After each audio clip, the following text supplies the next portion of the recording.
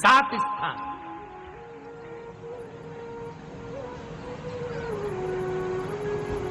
और वो 7 स्थान जो चंदन के बताए गए हैं।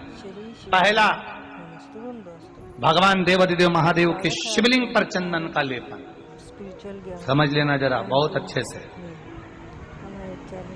आपको लगता है स्वप्न में कोई मुर्दे दिख रहे हैं, या कोई जल रहा है, या कोई मर रहा है, या कोई चला गया है, ऐसा भय लगता है। बच्चों को मानी भेजूंगी ऐसा हो जाएगा, पति को मानी भेजूंगी ऐसा हो जाएगा, कोई हमारे कोई गलत तो नहीं कर रहा है, आपको लगता है। 7 स्थान चंदन के बताएं। पहला शिवलिंग, दूसरा जहां गणेश जी का स्थान है, मालूम है ना सबको, जम के बोलो जरा, मालूम है ना सबको, जहां गणेश जी का स्थान है वहां अलग से गणेश जी बैठे, वहां नहीं। शिवलिंग में जलाधारी के ठीक सामने राइट में गणेश, लेफ्ट में कार्तिकेय, बीच में अशोक सुंदरी।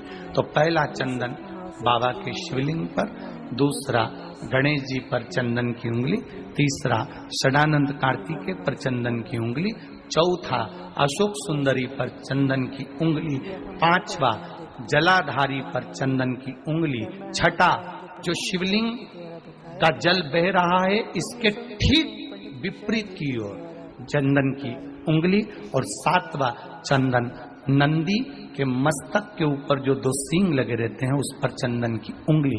ये कब लगाई जाती है? या तो अमावस्या के दिन। आपको लगता है कि हमारे पूर्वजों का उद्धार नहीं हुआ, हमारे पूर्वजों का कल्याण नहीं हुआ, कहीं अधोगति में कोई चला गया है, उसका बस एक बार, रोज नहीं जरूरत है, प्रतिदिन जरूरत ही नहीं, महीने में एक बार अगर अमावस्या के दिन भी आपने चंदन के थोड़ा सा चंदन अगर मेरे देवाधिदेव महादेव को 7 स्थान पर समर्पित किया है। अशोक यहाँ पर वर्णन कर रही है, मैना, धन्य और कला की कथा कर रही है। तीनों ने सनकादि ऋषियों से मांगा। चंदन भगवान को अति प्रिय होता है, और चंदन ही एक ऐसा होता है जो पितरों को भी प्रिय होता है, जिसका स्पर्श मात्र लगने से पूर्वजों का कल्याण हो जाता है, वो चंदन। अमावस्या के दिन जो नदी, तालाब, बावड़ी, कुआं किसी भी एक जगह पर अपने पूर्वजों का नाम लेकर शाम के समय पर दिया लगाएगा, ये मेरा विश्वास रहता है, उसके लिए कुबेर भंडारी भंडार जरूर बनेगा, पितृ भंडार जरूर बनेंगे। ये निश्चित। अमावस्या, तुलसी की लकड़ी पानी में घुमाकर, लकड़ी नहीं हो तो माला तो होगी ही, जल में भ्रमण कराकर, जल में घुमाकर, तुलसी की लकड़ी को जल में डालकर स्नान जो करता है, मात्र घुमाना है, लकड़ी डालकर नहीं रखना है, घुमाकर अपने पूजन वाले स्थान पर रख लो, या पानी में पहले से घुमा लो, उस पानी को ले जाकर डाल दो।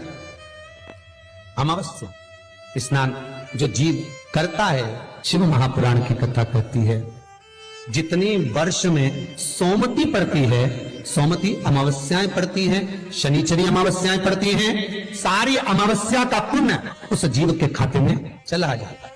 तो अच्छे से ध्यान रखिएगा, आप ब्राह्मण को भोजन कराएं ना कराएं, आपने धूप छोड़ी ना छोड़ी वो पता नहीं, गाय को रोटी दी ना दी, स्वान को भोजन दिया ना दिया, कौवे को भोजन दिया ना दिया, चलेगा। पर अमावस्या के दिन, उस दिन प्रदोष काल में, प्रदोष के समय पर, शाम के समय पर जाकर किसी भी नदी, तालाब, बावड़ी, कुआं, कहीं ना कहीं जो आपके पास में हो, वहां पर एक घी का दिया, बत्ती का मुंह दक्षिण की ओर कर कर अवश्य जला कर जाना, सारे पितृ दोष समाप्त हो जाएगा। निवेदन है, माताओं से निवेदन है, मान लो आपको कोई ब्राह्मण देवता ने कहा कि आपके यहाँ पितृ दोष है, तो आपको घबराना नहीं है कि महाराज जी मुझे क्या करना पड़ेगा, पितृ दोष है।